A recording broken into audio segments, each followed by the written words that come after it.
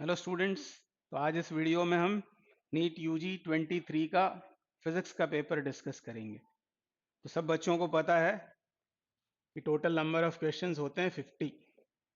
Section A में होते हैं 35 क्वेश्चंस और ये पूरे 35 क्वेश्चंस आपको अटेम्प्ट करना होते हैं कंपल्सरीली। सेक्शन बी में होते हैं 15 क्वेश्चंस और इन 15 क्वेश्चंस में से कोई भी 10 क्वेश्चंस आपको अटेम्प्ट करना होते हैं। इस तरह टोटल नंबर ऑफ क्वेश्चंस आपको अटेम्प्ट करना है 45 और आपको समय कितना मिलता है 45 मिनट्स का। यानी 45 क्वेश्चंस 45 मिनट्स में, यानी एक क्वेश्चन को सॉल्व करने में लगभग 1 मिनट आपको खर्च करना है। तो कुछ बच्चों को इसकी बड़ी टेंशन होती है कि 45 क्वेश्चन 45 मिनट में कैसे सॉल्व करेंगे। पर मैं आपको बता दूं कि नीट के एग्ज़ाम में फिज़िक्स बहुत डिफ़िकल्ट नहीं आती, बहुत आसान से क्वेश्चंस आते हैं। फार्मूला बेस्ड क्वेश्चंस होते हैं जो इजीली सॉल्व हो जाते हैं, बशर्ते एनसीईआरटी आपने पूरी सॉल्व की हो और पीवाईक्यूज। तो बहुत पॉसिबिलिटी है कि पूरे 45 क्वेश्चन आप 45 मिनट में सही सही कर पाएंगे। बाकी बातें भी मैं आपके साथ डिस्कस करता हूं अभी कि क्या आपको स्ट्रैटेजी बनानी चाहिए। तो ये जो पेपर मेरे पास में है, टेस्ट बुकलेट कोड है F1, तो आप इसको कहीं से डाउनलोड कर लेना। मैं भी टेलीग्राम ग्रुप पर इसको अपलोड कर दूंगा। अब डिस्कशन के साथ साथ बाकी बातें करते हुए चलेंगे। तो पहला question, the ratio of radius of gyration of solid sphere of mass capital M and radius R about its own axis to the radius of gyration of the thin hollow sphere of same mass and radius about its axis is। तो जो पहला thought आना चाहिए question को पढ़ने के बाद, physics की प्रॉब्लम को पढ़ने के बाद, वो ये कि किस टॉपिक से है। तो आप समझ गए होंगे कि ये रोटेशन का क्वेश्चन है। यहाँ बात हो रही है सॉलिड स्फीयर की, होलो स्फीयर की, और इनके रेडियस ऑफ गायरेशंस को हमें कंपेयर करना है, उनका रेशो चाहिए। और सॉलिड और होलो स्फीयर के मासेस और रेडियाई बराबर हैं, दोनों का मास m, दोनों की रेडियस r। तो क्या फॉर्मूले आपको याद आएंगे? सॉलिड स्फीयर का मोमेंट ऑफ इनर्शिया और होलो स्फीयर का मोमेंट ऑफ इनर्शिया। तो आपको पता है कि mr² तो दोनों में आता है और सॉलिड स्फीयर का मोमेंट ऑफ इनर्शिया होता है कम। और जो डिजिट्स आती हैं वो आपको पता है, डिजिट्स जो आती हैं वो है 2/5 2/3। ऐसा यदि याद रखा तो सॉलिड का मोमेंट ऑफ इनर्शिया कम होता है तो ये होगा 2/5 mr² और होलो स्फीयर का होगा 2/3। तो ये फॉर्मूले पहले तो याद आने चाहिए, क्वेश्चन है रोटेशन का, फिर ये फॉर्मूले याद आ जाएं। और फिर बात यहाँ हो रही है रेडियस ऑफ गायरेशन की, तो इसको कंपेयर कर देंगे mk² के साथ में। mk², जिसमें k है रेडियस ऑफ गायरेशन, और इसे कर देंगे kh² के साथ में। kh मतलब radius of gyration hollow sphere के लिए। तो मास कैंसल आउट हो जाएगा। और यहाँ से अब रेशो किसका लेना है आपको? पहले बात हुई है सॉलिड स्फीयर की, मतलब KS अपॉन KH।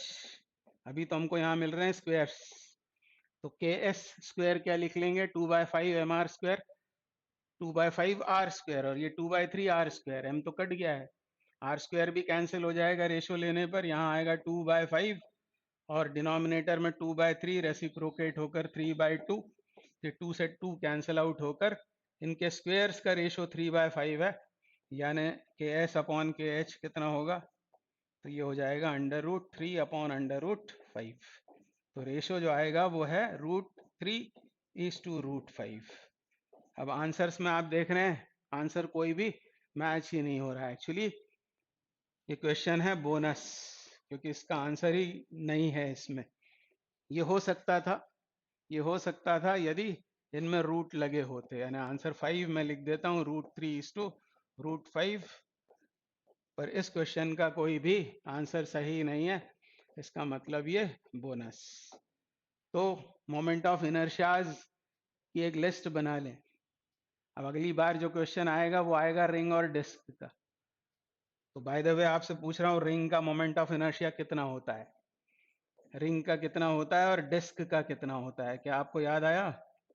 रिंग का होता है mr² और डिस्क का होता है mr²/2। तो अगली बार इनके रेडियस ऑफ गायरेशंस का रेशो पूछ लेंगे। तो एक लिस्ट बना लें, मोस्टली इन्हीं की बात होती है, एक सिलेंडर और इसमें शामिल कर लें।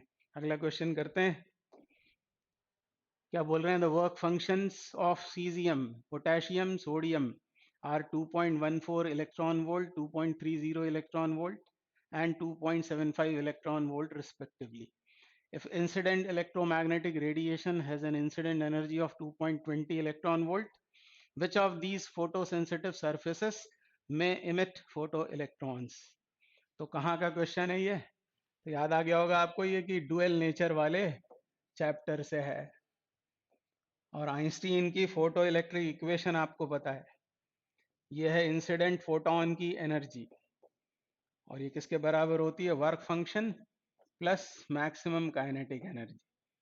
अब फोटो इलेक्ट्रिक एमिशन होने के लिए इंसिडेंट फोटोन की एनर्जी को वर्क फंक्शन से ज्यादा होना चाहिए, बस इतना सा ये कंसेप्ट इसमें लग रहा है। अब यहाँ बोला हुआ है सीजियम, पोटेशियम और सोडियम के ये वर्क फंक्शंस दिए हुए हैं, ये है एनर्जी जो इंसिडेंट हुई है, और 2.20 एनर्जी यदि इंसिडेंट हुई तो 2.14 ही इससे सिर्फ कम है, तो ये वर्क फंक्शन बची हुई हो जाएगी काइनेटिक एनर्जी। तो किस में पॉसिबल हो पाया? ये सिर्फ सीजियम में, क्योंकि इंसिडेंट फोटोन की एनर्जी 2.20 इलेक्ट्रॉन वोल्ट ये ज्यादा है सीजियम के वर्क फंक्शन से। ये वर्क फंक्शन में खर्च हो जाएगी, बची हुई हो जाएगी उसकी मैक्सिमम काइनेटिक एनर्जी। तो बहुत ही आसान सा क्वेश्चन, बहुत इजीली बन जाएगा। Answer is caesium. Next question क्या बोल रहे हैं? The amount of energy required to form a soap bubble of radius 2 centimetre from a soap solution is nearly. तो समझ में आ गया है, सरफेस टेंशन का क्वेश्चन है और सरफेस एनर्जी का फॉर्मूला लगाना है बस, जो होता है surface tension into change in area, या जो एरिया फॉर्म हो रहा है वो। और यहाँ बात हुई है बबल की, और बबल की यदि बात हुई है तो जो सरफेस एरिया होगा वो होगा 2 टाइम्स 4πr², क्योंकि बबल की होती हैं दो सरफेसेस। बस यहाँ वैल्यूज डालकर इसको सॉल्व करना है आपको। तो सरफेस टेंशन सोप सॉल्यूशन का दिया है 0.03, और इधर 2 इंटू 4 इंटू पाए 3.14, और रेडियस का स्क्वायर, रेडियस कितनी है? 2 सेंटीमीटर, मतलब 4 इंटू 10⁻⁻⁴। बस इन सब का मल्टीप्लीकेशन ही तो करना है, तो इसका आंसर आ जाएगा। मैं आपको आंसर बता देता हूँ, इन सबको मल्टीप्लाई करने पर ये आने वाला है 3.01 टाइम्स 10⁻⁻⁴ जूल के बराबर। यानी कौन सा ऑप्शन सही हो जाएगा? Answer 2 is correct. तो फिर से फॉर्मूला बेस्ड क्वेश्चन। ये next question, resistance of a carbon resistor determined from color codes as 22,000 plus minus 5% ohm, the color of third band must be। ये क्वेश्चन है colour coding of carbon resistances से, current electricity का question है। हमको दिया हुआ है एक रेजिस्टर 22,000 प्लस माइनस 5%, तो इसको हम 10 की पावर्स में लिखते हैं, 22 इंटू 10⁻³ प्लस माइनस 5%। ये क्या है 5%? ये तो टॉलरेंस है। अब इसकी यदि बात करेंगे तो ये जो पहली दो डिजिट्स हैं, इसमें से ये पहली डिजिट पहली बैंड से रिप्रेजेंट होती है, दूसरी डिजिट दूसरी बैंड से, सेकेंड बैंड से, और थर्ड बैंड रिप्रेजेंट करती है 10 की पावर। फिर आपने पढ़ा हुआ है BB Roy got beautiful and very good wife, आगे मैं नहीं लिख रहा हूँ। और ये नंबरिंग कैसे होती है? 0 1 2 3 और 4, और 10 की पावर्स भी ऐसी ही होती हैं। ये बी है ब्लैक का, और ये है ब्राउन का, ये रेड, ऑरेंज और येलो। तो यदि ब्लैक बैंड है तो उसके करस्पॉन्डिंग नंबर होगा 0 और पावर होगी 10⁻�0। यहाँ पर क्या होगा? ब्राउन होने पर 10⁻⁻1, रेड होने पर 10⁻², और 10⁻³ होगा ऑरेंज के लिए।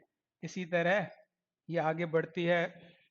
अब हम बात करेंगे इसकी थर्ड बैंड के लिए। यहाँ मल्टीप्लायर कितना है? 10⁻³, यानी वो बैंड होना चाहिए ऑरेंज। इसका आंसर होगा 2। आसान सा क्वेश्चन है, यदि ये आपको याद है तो। और ये याद रखना चाहिए कि नंबरिंग जीरो से स्टार्ट होती है। नेक्स्ट क्वेश्चन करेंगे। अभी अगला question, in a series LCR circuit the inductance L is 10 millihenry, capacitance C is 1 microfarad and resistance R is 100 ohm. The frequency at which resonance occurs is. तो alternating current वाले chapter में ये phenomena आपने पढ़ा है, resonance. और resonance के लिए ओमेगा एल मतलब इंडक्टिव रिएक्टेंस कैपेसिटिव रिएक्टेंस के बराबर होना चाहिए, यानी ओमेगा स्क्वायर हो गया 1/LC और ओमेगा हो जाएगा 1/√L/C LC। अब आंसर्स में देखें तो किलो हर्ट्ज में भी बात हुई है और रेडियन पर सेकंड में भी दो आंसर्स हैं, मतलब हमको ओमेगा और एफ दोनों को चेक करना पड़ेगा। ओमेगा को क्या लिख सकते हैं आप यहाँ से 2πf, तो फ्रीक्वेंसी हर्ट्ज में हो जाएगी 1/2π√LC। डायरेक्ट यदि फॉर्मूला याद है तो बहुत अच्छा, ये हर्ट्ज में और ये रेडियन पर सेकेंड में। अब एल और सी कितने दिए हुए हैं हमको, सी दिया है 1 माइक्रोफैरड और ये है 1 मिली हेनरी, तो हम निकालते हैं ओमेगा। ओमेगा क्या होगा 1/√L, तो इंडक्टेंस दिया है 10 मिली हेनरी, ऐसा हो जाएगा ये। और कैपेसिटेंस दिया हुआ है 1 माइक्रोफैरड मतलब 10⁻⁻6, तो 6 और 3 ये कितने हुए 9, -9 + 1 मतलब -8, तो ये हो जाएगा 10⁴ रेडियन पर सेकेंड, यानी ये है ओमेगा। तो इसमें कोई आंसर मैच नहीं हो रहा है, मतलब ओमेगा नहीं है।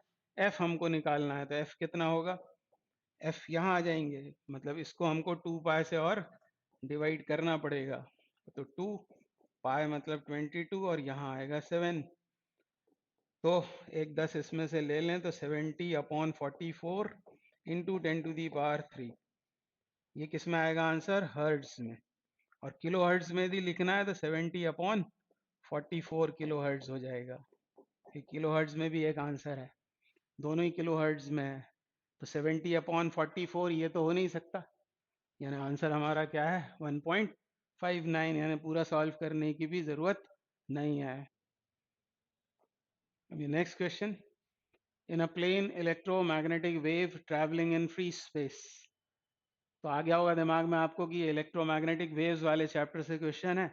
The electric field component oscillate sinusoidally at a frequency of 2 × 10⁻10 hertz and amplitude 48 volt per meter.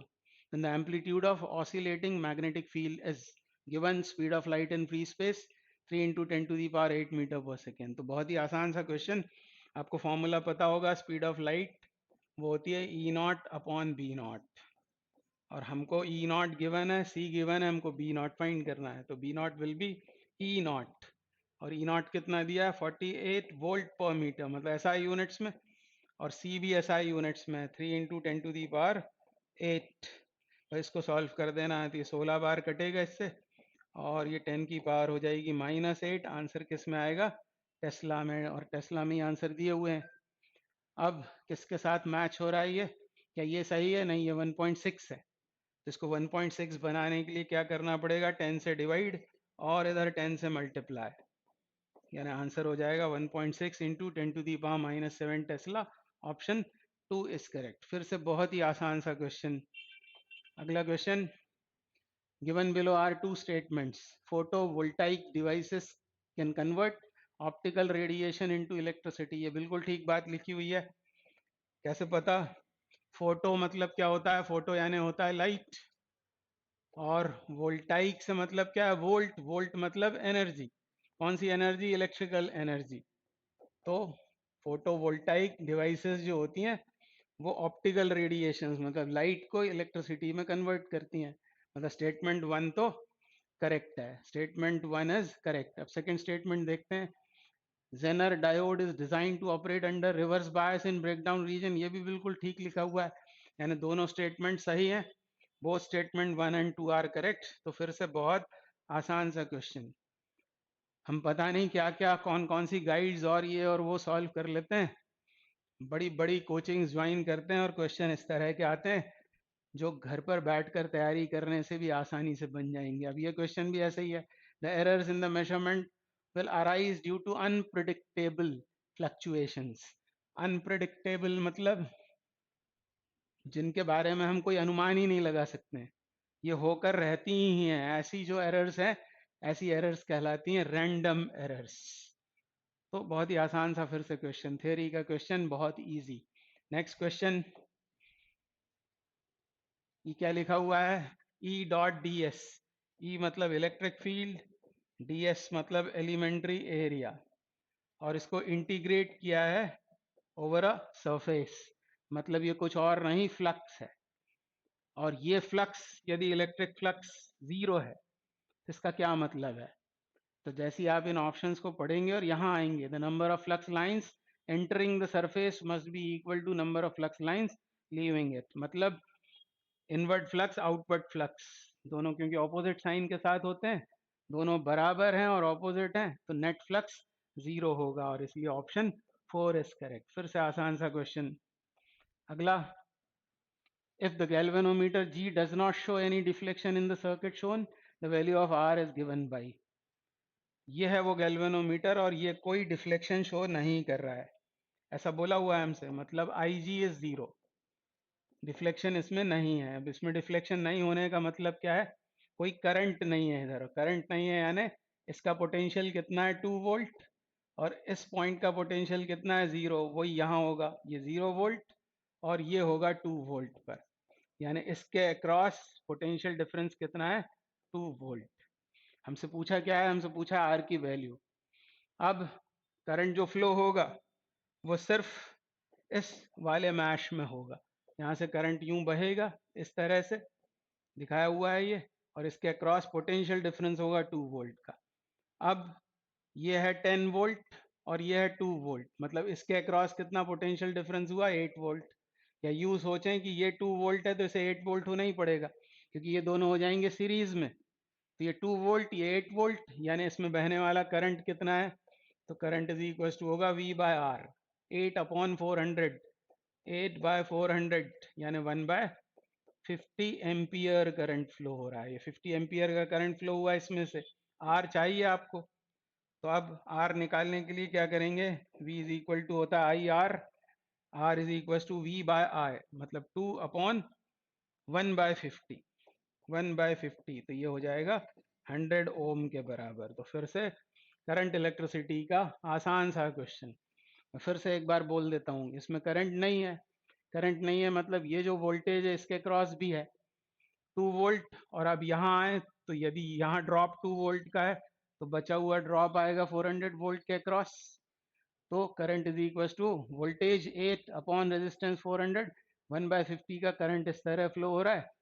फिर इसमें आएंगे आर बराबर लिखेंगे V अपॉन आई, और बस ये रेसिप्रोकेट होके 100 आपको आंसर मिल जाएगा, यानी ये भी 1 मिनट से कम समय में किया जा सकता।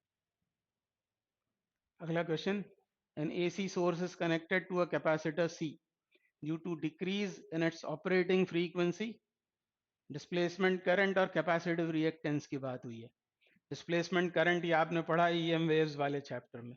डिस्प्लेसमेंट करंट ये होता है कंडक्शन करंट के बराबर, और कंडक्शन करंट कितना होता है, तो यहाँ आता है वो AC वोल्टेज, क्या लिख सकते हैं उसे, V naught sine omega t upon I is equal to V by R, और आर का रोल यहाँ कौन प्ले करेगा, XC, और XC होता है 1/ओमेगा C, यानी ये हो जाएगा omega C V naught sine omega T, और ओमेगा को लिख सकते हैं 2πf C V naught sine omega T. ये आ गया आपके पास में डिस्प्लेसमेंट करंट, और यहाँ बोला है AC सोर्स की फ्रीक्वेंसी को क्या किया है, डिक्रीज किया है। फ्रीक्वेंसी डिक्रीज करेंगे तो डिस्प्लेसमेंट करंट भी डिक्रीज हो जाएगा, क्योंकि ये डायरेक्ट प्रोपोर्शन में है, यानी डिस्प्लेसमेंट करंट इंक्रीजेज, ये ऑप्शन गलत हो गया, डिस्प्लेसमेंट करंट डिक्रीजेज ये सही हो गया।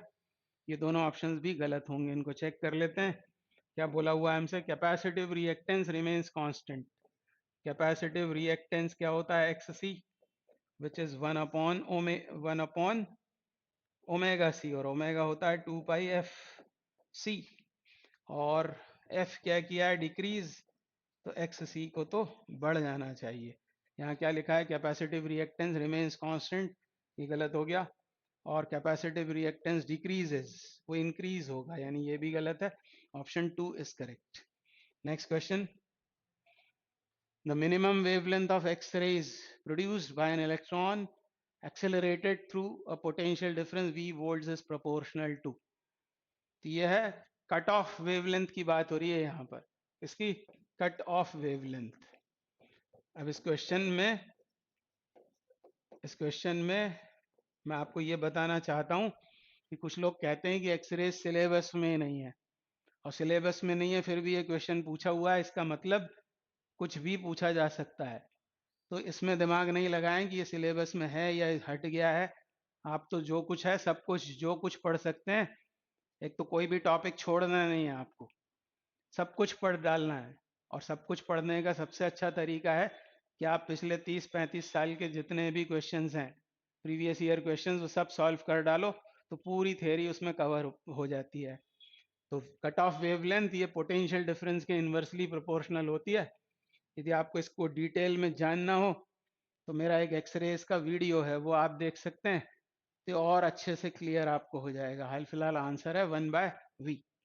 अगला question, in the venturi meter works on, ये तो देखते ही से आप टिक कर सकते हैं, इसके ऊपर न्यूमेरिकल भी पूछा जाता है। Venturi meter works on Bernoulli's principle. ये वेंचुरी मीटर करता क्या है? तो ये हमको बताता है rate of flow, volume flowing per second को मेजर करने का ये एक डिवाइस है जो बर्नौलीज प्रिंसिपल पर बेस्ड है। Next question, a full wave rectifier circuit consists of two p-n junction diodes, a center tapped transformer, capacitor and a load resistance. Which of these components remove the AC ripple from the rectified output? ये किस chapter से है? Semiconductor devices से। आपने पढ़ा हुआ है rectifier. Rectifier का मतलब होता है which converts AC into DC, और यहाँ बात हुई है फुल वेव रेक्टिफायर की। तो हमको जो मिलता है वो क्या होता है? Steady DC. पर स्टेडी डीसी ना मिलकर हमको आउटपुट में इस तरह का सिग्नल मिलता है जिसमें होती हैं रिपल्स, और इन रिपल्स को रिमूव करने के लिए हम लगाते हैं कैपेसिटर। हम चाहते हैं ऐसा सिग्नल, स्टेडी डीसी मिलता है ऐसा, तो रिपल्स को रिमूव करने के लिए कैपेसिटर को यूज किया जाता है। तो ये भी नॉलेज बेस्ड है, थ्योरी में आपने पढ़ा हुआ है। Answer 2 is correct. Next question, a metal wire has mass 0.4 plus minus 0.002 gram, radius दी हुई है मिलीमीटर में, लेंथ सेंटीमीटर में दी है। Maximum possible percentage error in the measurement of density will be nearly. अब बात हो रही है वायर की, और वायर्स होते हैं सिलेंडर, एरर्स में से आया हुआ क्वेश्चन है। तो सिलेंडर होता है वायर, और बात हो रही है डेंसिटी की, तो डेंसिटी बराबर होगा मास अपॉन वॉल्यूम, और वॉल्यूम को क्या लिख सकते हैं हम? Pi r square into length उसकी वायर की। R is radius and l is length. और क्या क्या मेजर करके लाया हुआ है? मास। ये जो यहाँ लिखा होता है प्लस माइनस साइन के साथ, ये क्या होता है? ये होता है मीन एब्सोल्यूट एरर या मैक्सिमम परमिसिबल एरर। और अब क्या करेंगे, आप हमने कई बार इसको किया हुआ है, इस तरह के और भी क्वेश्चंस जेई में भी पूछे हुए सॉल्व कर रखे हैं, वीडियोस आपको उसके मिल जाएंगे, तो आप उनको भी देख लें एक बार।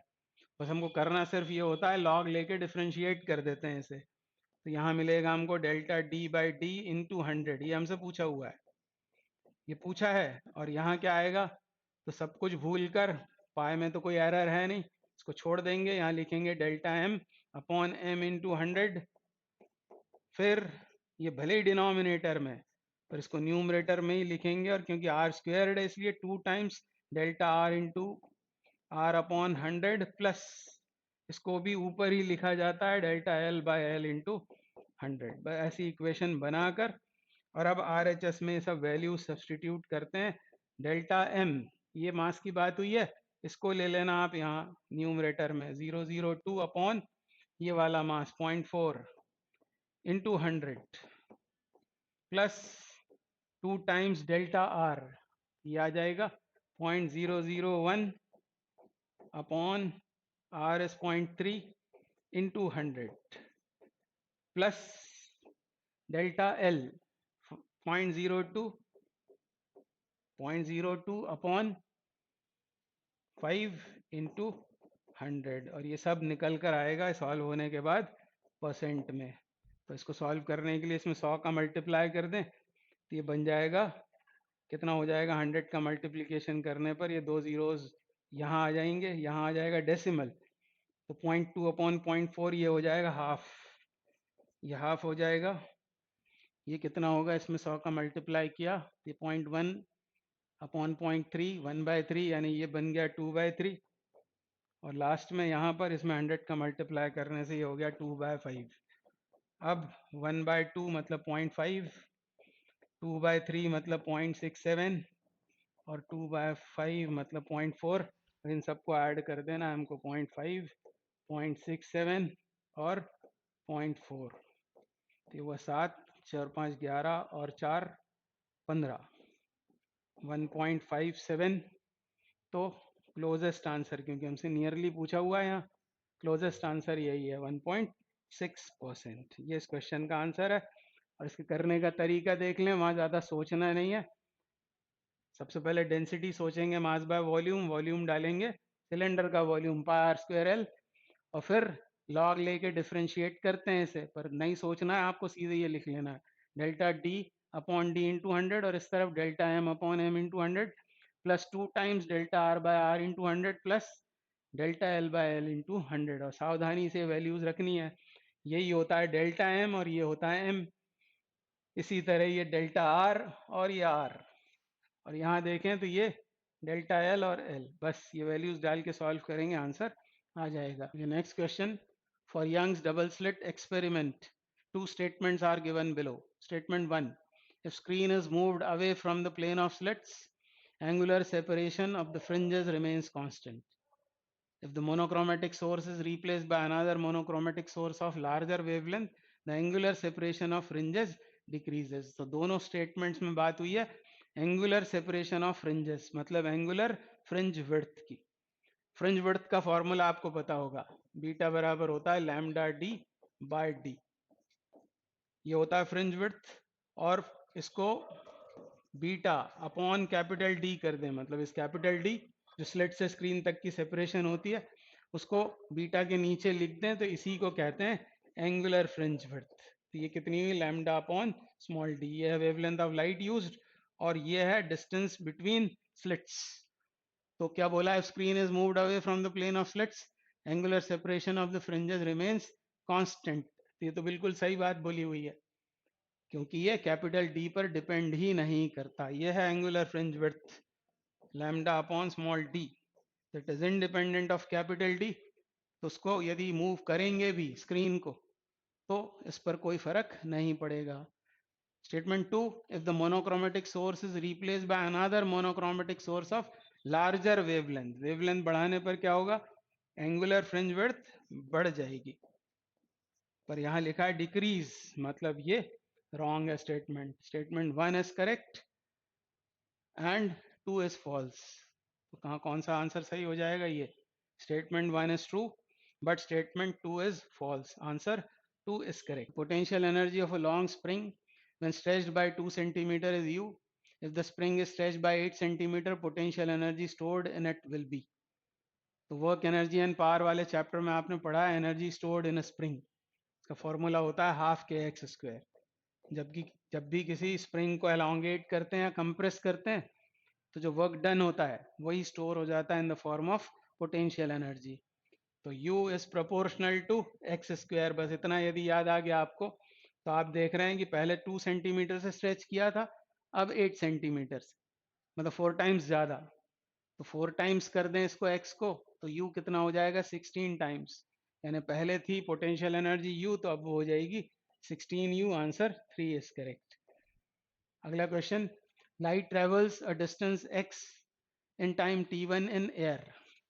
एयर में लाइट को डिस्टेंस x ट्रेवल करने में टाइम लगता है t1, मतलब ये आ गई है velocity in air. Velocity is displacement upon time, और बोल रहा है 10x in time t2 in another denser medium. तो किसी डेंसर मीडियम में कितनी डिस्टेंस ट्रेवल करने में 10x कितना टाइम लगता है t2, यानी ये किसी डेंसर मीडियम में स्पीड आ गई है। तो हमसे पूछा क्या, what is the critical angle for this medium. तो क्रिटिकल एंगल के लिए आपको हमेशा याद रखना चाहिए साइन सी बराबर होता है smaller value upon larger value, बस इतना ही याद रखें, सब भूल जाएं, smaller value upon larger value. अब ये है वेलोसिटी एयर में ये ज़्यादा होगी, डेंसर मीडियम में कम होगी, यानी ये है स्मॉलर वैल्यू, तो क्या लिख देंगे 10x अपॉन T2, ये आ जाएगा अपॉन x T1, ये रेसिप्रोकेट हो गया, x कैंसिल आउट हुआ तो 10T1 अपॉन T2, यानी C इज इक्वल टू हो गया sine inverse 10T1 upon T2। तो बहुत ही जल्दी आपका आंसर आ जाएगा, sine inverse 10T1 upon T2, option 3 is current. तो रे ऑप्टिक्स का सवाल है रिफ्रैक्शन से। अगला क्वेश्चन क्या कह रहे हैं, 12 volt 60 what lamp is connected to secondary of a step down transformer। तो AC में आपने पढ़ा ट्रांसफार्मर, उसका क्वेश्चन है whose primary is connected to AC mains of 220 volt, assuming the transformer to be ideal, what is the current in the primary winding। तो आपको याद आना चाहिए ट्रांसफॉर्मेशन रेशो के, ये होता है VS मतलब सेकेंडरी का वोल्टेज अपॉन प्राइमरी का वोल्टेज, VS अपॉन VP, और ये होता है IP अपॉन IS, क्योंकि आइडियल ट्रांसफार्मर है, power input power is equal to होती है आउटपुट पावर, यानी VP IP is equal to VS IS, और इसी से ये बनता है ट्रांसफॉर्मेशन रेशो। अब हमसे क्या पूछा है, प्राइमरी का करंट, तो प्राइमरी का करंट कितना होगा, IP बराबर होगा VS upon VP into IS। अब क्या क्या हमको पता है, VS क्या लिखा हुआ है, ये है VS, सेकेंडरी में 12 वोल्ट, तो VS हो गया 12, और वोल्टेज प्राइमरी में कितना, तो प्राइमरी इज कनेक्टेड टू 220, ये हो गया। अब हमको चाहिए IS सेकेंडरी का करंट, तो ये दो वैल्यूज जो दी हुई हैं आपको, ये है P पावर, ये है वोल्टेज, और P बराबर होता है VI, तो I इज इक्वल टू क्या होगा, I is equal to P मतलब 60 अपॉन V, यानी 60 अपॉन 12, ऐसा हो जाएगा। ये 12 कैंसिल आउट, एक जीरो कैंसिल, तो ये हो गया 3/11, 3/11 एम्पियर, 3/11 एम्पियर, यानी क्या होगा आंसर, ये 11 से इसको डिवाइड करना है, 0.2 तो आएगा ही आएगा, यानी ऑप्शन ये सही है, ऑप्शन 4 इज करेक्ट, 0.27 एम्पियर।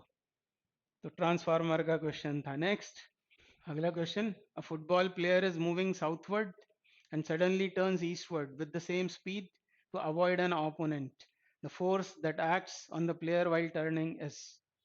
तो न्यूटन्स लॉज ऑफ मोशन में आपने पढ़ा हुआ है कि फोर्स की डायरेक्शन होती है चेंज इन मोमेंटम की डायरेक्शन, F बराबर होता है delta P upon delta T। तो हमको बताना है फोर्स का डायरेक्शन, तो हमको पता करना पड़ेगा चेंज इन मोमेंटम का डायरेक्शन। तो चेंज इन मोमेंटम निकालने के लिए ये बनाया हमने हमारा जोग्राफिकल कोऑर्डिनेट सिस्टम। ये क्या होता है, ईस्ट, इसको नॉर्थ मानते हैं, ये साउथ, और ये वेस्ट, और इस डायरेक्शन के यूनिट वेक्टर को ले लेते हैं आई कैप, ये एक्स मानते हुए इसको ले लेते हैं जे कैप। तो ये यूनिट वेक्टर्स हो गए। अब पहले वो कहाँ जा रहा था, मूविंग साउथवर्ड्स, मतलब इस तरह मूव कर रहा है, पहले वो इधर मूव कर रहा है, मास उसका m है और वेलोसिटी है v, यदि तो ये इनिशियल मोमेंटम कितना होगा, उसका इनिशियल मोमेंटम हो जाएगा -mv जे कैप। माइनस क्यों, क्योंकि ये है साउथ डायरेक्शन, मतलब जे ये y एक्सिस की नेगेटिव साइड, तो ये हुआ इनिशियल मोमेंटम। फाइनल मोमेंटम क्या होगा, तब वो सडनली मूव करने लगता है कहाँ पर, ईस्टवर्ड, मतलब इधर जाने लगा, यानी mv आई कैप, ये हुआ फाइनल मोमेंटम। तो चेंज इन मोमेंटम कितना हुआ, चेंज इन मोमेंटम मतलब फाइनल मोमेंटम mv कॉमन आ जाएगा, ये होगा आई कैप माइनस माइनस जे कैप मतलब प्लस जे, ये होगा चेंज इन मोमेंटम, और इसमें छुपी हुई है उसकी डायरेक्शन आई प्लस जे, ये होगा आई, ये होगा आई, और ये होगा जे, यानी डायरेक्शन ये होगा, और ये डायरेक्शन कौन सी है, तो ये है north east direction, north east direction, तो ऑप्शन 2 करेक्ट हो गया। तो वेक्टर डायग्राम बनाने से अच्छा है कि आप यूनिट वेक्टर्स लेके काम करें, तो गलती नहीं होगी। तो ये इसका आंसर है। अगला question, the magnitude and direction of the current in the following circuit is. एक सर्किट है जिसमें दो दिख रहे हैं आपको सेल और ये तीन रेजिस्टेंसेस। हम मान लेते हैं कि करंट इस तरह फ्लो हो रहा है और यहाँ लगा देंगे हम किरचॉफ का वोल्टेज लॉ। और फिर यदि x की वैल्यू आएगी नेगेटिव साइन के साथ तो सपोज डायरेक्शन हमारा गलत है ये मानकर डायरेक्शन को बदल देंगे। हाल फिलहाल हमने मान लिया कि करंट इस तरह फ्लो हो रहा है, एक ही मैश है, सेम करंट सभी एलिमेंट्स में से फ्लो होगा। तो पहले इसके लिए लिखेंगे, हम लगा रहे हैं KVL किरचॉफ वोल्टेज लॉ इस क्लोज्ड मैश के लिए। तो इधर इसमें करंट कितना है x, रेजिस्टेंस है 2, तो IR का यहाँ आएगा ड्रॉप मतलब -2x। फिर यूं जा रहे हैं नेगेटिव से पॉजिटिव यानी राइज ऑफ पोटेंशियल यानी +10। फिर आगे बढ़ेंगे तो -5, प्लस से माइनस जा रहे हैं इसलिए। फिर इसमें करंट है x, करंट की डायरेक्शन में फिर ड्रॉप x, और फिर यूं आएंगे तो यहाँ फिर से ड्रॉप आएगा -7x इज इक्वल टू 0। इस तरह की इक्वेशन बन जाएगी इसके लिए।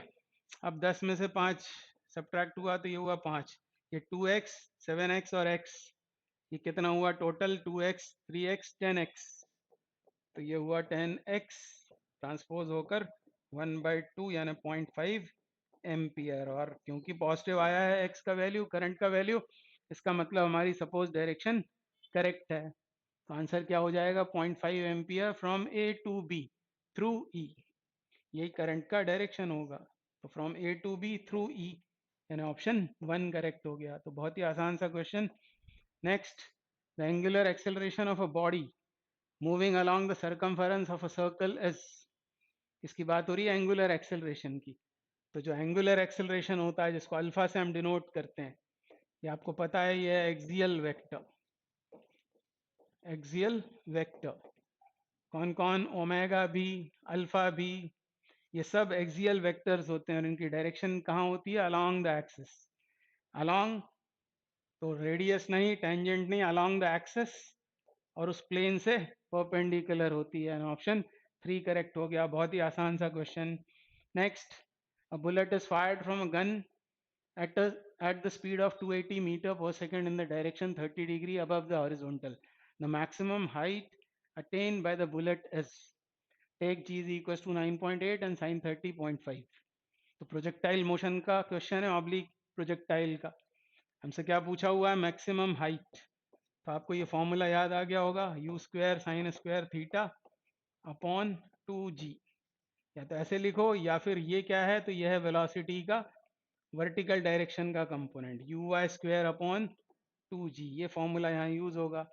अब उसको किस वेलोसिटी से 280 मीटर पर सेकेंड से थ्रो किया है at an angle of 30 degree, horizontal से 30 पर। तो ये हॉरिजॉन्टल कंपोनेंट 280 cos 30 और ये कितना होगा 280 sin 30, और sin 30 मतलब 0.5, यही है uy। तो इसको यहाँ सब्सटीट्यूट करना है, ये डेसिमल हटाएं तो 28 इंटू 5 यहीं कर लेते हैं, 40 4 5 दूनी 10, 140 होगा ये। तो 140 इंटू 140 अपॉन 2 इंटू जी का वैल्यू बोला 9.8, तो उसको हम लिख सकते हैं 2 इंटू 4.9, ऐसा लिख सकते हैं।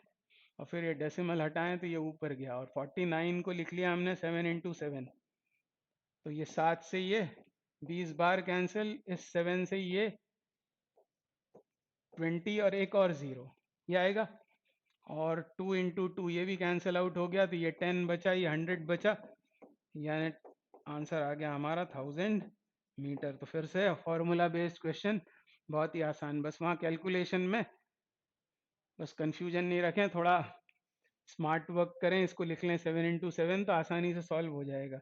Next question, the net magnetic flux through any close surfaces.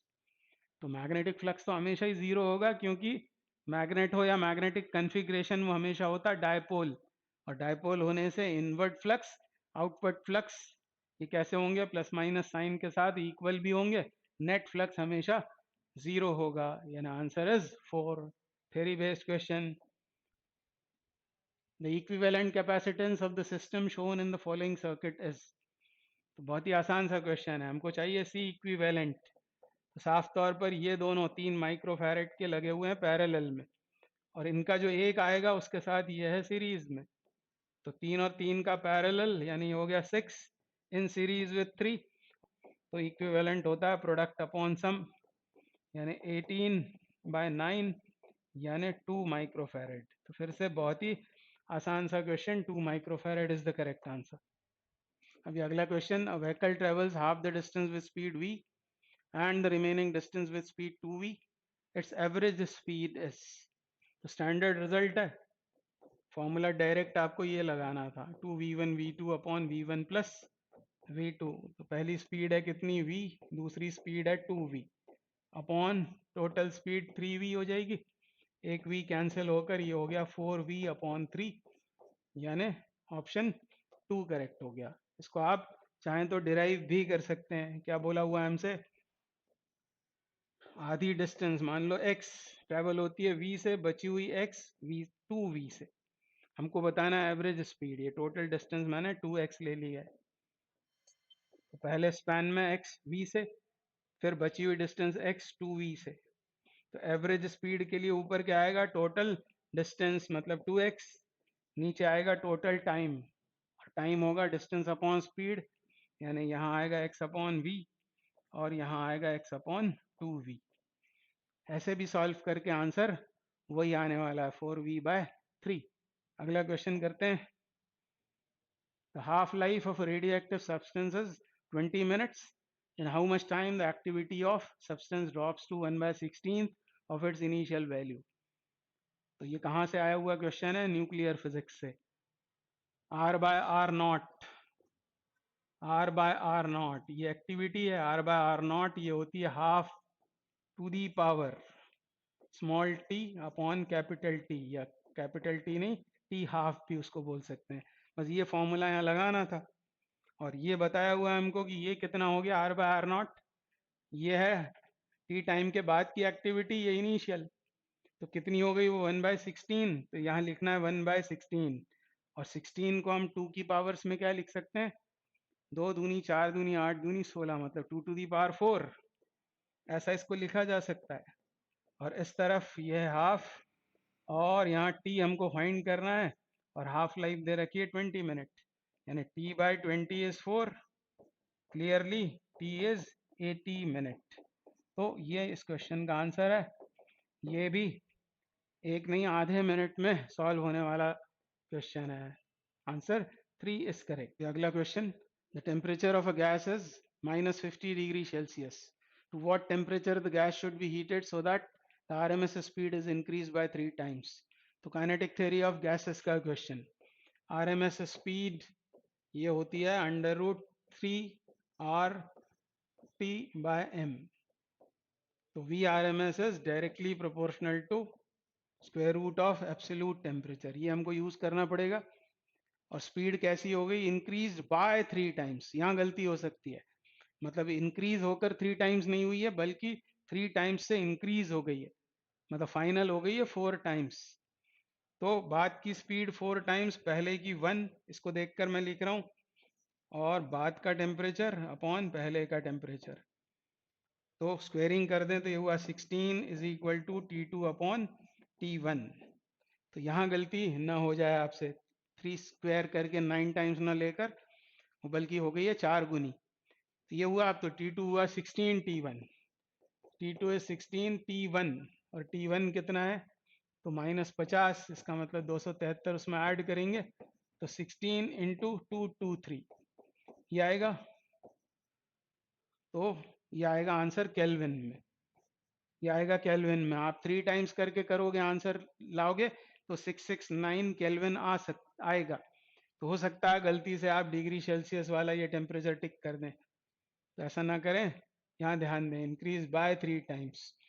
तो अब ये मल्टीप्लाई करें तो 16 3 ज़ा 48, 16 दूनी 32, 36 3, और फिर 32 और 3 35, 3568 केल्विन। क्या ये आंसर है यहाँ, नहीं है। अब इसमें से 273 सब्ट्रैक्ट करके देखते हैं, तो यहाँ आएगा 5 आएगा यहाँ, यहाँ कितना आएगा 9, यहाँ 2 और यहाँ 3, 3295 degree Celsius is the correct answer.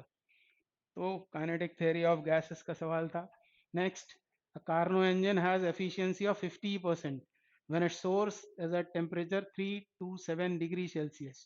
The temperature of the sink is, तो एफिशिएंसी कार्नो इंजन की क्या होती है, eta is equal to 1 minus sink का टेम्परेचर जो लोअर होता है अपॉन सोर्स का टेम्परेचर। तो ईटा कितना दिया है यहाँ 1/2, 1/2 इज इक्वल टू 1 माइनस, अब ये कौन सा टेम्परेचर है, सोर्स का, 327 ये सोर्स का टेम्परेचर है डिग्री सेल्सियस में, यहाँ सब्सटीट्यूट करना पड़ता है केल्विन में, तो 273 ऐड करेंगे, 7 और 3 10, हासिल किया 1, तो 8 और 2 10, 600 हो गया ये वन। हमको चाहिए क्या है, सिंक का टेम्परेचर, ऐसा हो जाएगा ये।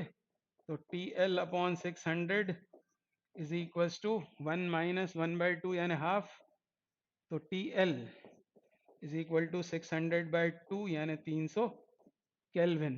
तो आंसर क्या होगा इसका, 300 केल्विन, पर हमको डिग्री सेल्सियस में फाइंड करना है, तो इसमें से 273 घटाएंगे तो 27 आ जाएगा, 273 सब्ट्रैक्ट किया ताकि डिग्री सेल्सियस में आ जाए answer, answer is 27 degree Celsius. Next, the magnetic energy stored in an inductor of inductance 4 microhenry carrying a current of 2 ampere is, the energy stored in an inductor का formula half LI square, बस ये लगा देना था, half inductance दिया हुआ है 4 micro Henry, तो उसको हेनरी में कन्वर्ट किया और करंट का स्क्वायर मतलब 4, तो बस ये आंसर है, ये 2 टाइम्स कैंसिल होकर 8 इंटू 10⁻⁻6, ये आंसर आएगा जूल में, पर हमसे माइक्रो या मिली में पूछा हुआ है, तो इसको लिख सकते हैं हम 8 माइक्रो जूल, क्योंकि 10⁻⁻6 आया हुआ है, यानी ऑप्शन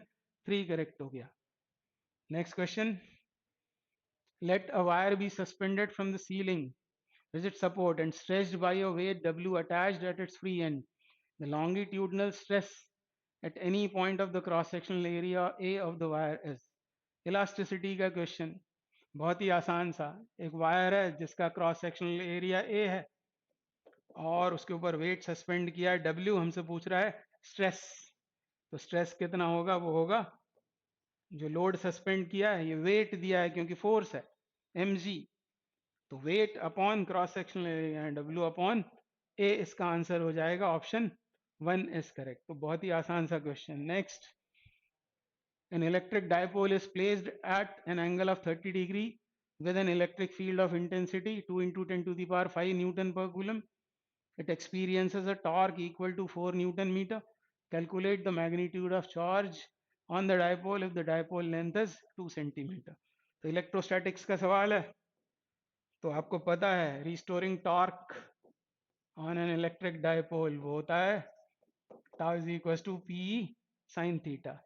अब टॉर्क कितना है 4 SI यूनिट्स में, newton into metre, P into E कितना दिया हुआ है, ये है इलेक्ट्रिक फील्ड का वैल्यू 5 और साइन थीटा, थीटा इज 30 यानी साइन 30 इज हाफ, ये कैंसिल आउट, और P इज इक्वल टू कितना आ गया 4 इंटू 10⁻⁻5। पहले तो हमने निकाला इलेक्ट्रिक डाइपोल मोमेंट और फिर इसको इक्वेट करेंगे किसके साथ में, Q इंटू 2A के साथ में, Q इंटू 2A, और 2A हमको दिया हुआ है 2 सेंटीमीटर, तो ये मीटर में ये हो जाएगा, तो बस ये 2 से 2 कैंसिल आउट और ये नीचे आकर 10⁻³ हो गया ये, तो Q की वैल्यू आ गई, कितनी आ गई 2 इंटू 10⁻⁻3, तो किस में आई है, कूलम में, हमसे पूछ रहे हैं मिली कूलम में, तो ये हो जाएगा 2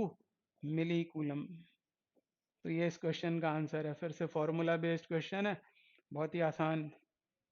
ये next question, in hydrogen spectrum the shortest wavelength in the बामर series is lambda, the shortest wavelength in Brackett series is.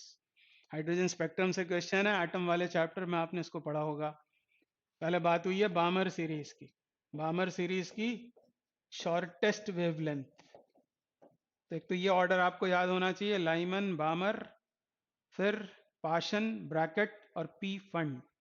तो बामर सीरीज में शॉर्टेस्ट वेवलेंथ मिलेगी जब n l lower energy state हो 2 और हायर एनर्जी स्टेट हो infinity, तब हमको मिलती है शॉर्टेस्ट वेवलेंथ, और वो दे रखी है लैम्डा। तो 1/λ इज इक्वल टू, यहाँ आता है आर जेड स्क्वेयर, जेड तो 1 होगा क्योंकि हाइड्रोजन है, फिर आएगा यहाँ आर इंटू 1/n(l)² और फिर -1/n(h) इन्फिनिटी स्क्वायर, तो वो तो सब जीरो हो गया, तो ये बचा r/4।